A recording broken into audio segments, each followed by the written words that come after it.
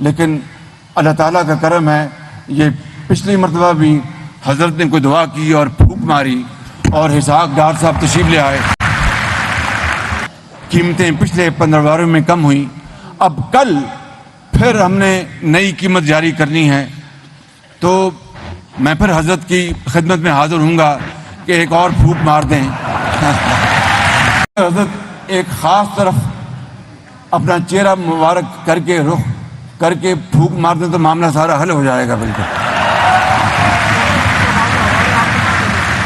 اور وہ زیادہ دور نہیں ہے یہاں سے، بس پھونک ہی ماریں گے کام ہو جائے گا انشاءاللہ۔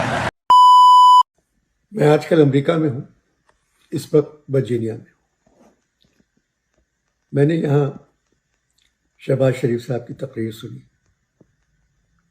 مفتی محمود کے سلسلے میں کوئی فنکشن تھا جس میں مولانا صاحب بھی بیٹھے ہوئے تھے۔ شہباز شریف صاحب ہمارے وزیر اعظم ہیں، اور ملک کی اکانومی کا جو حال ہے وہ ہم سب جانتے ہیں۔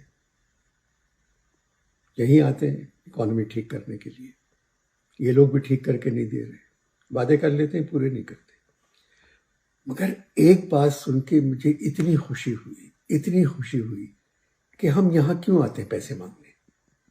نہیں آنا چاہیے، نہ ہمیں چین جانا چاہیے، نہ ہمیں روس کے پاس جانا چاہیے۔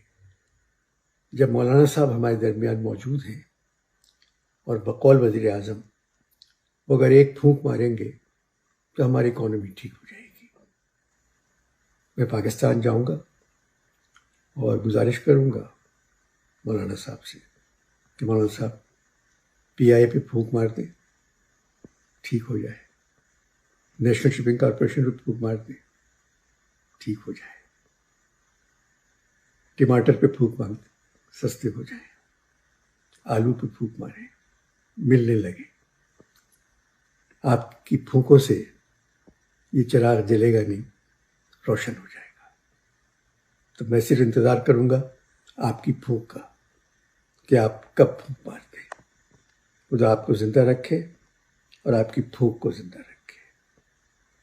پھونک پائندہ باد۔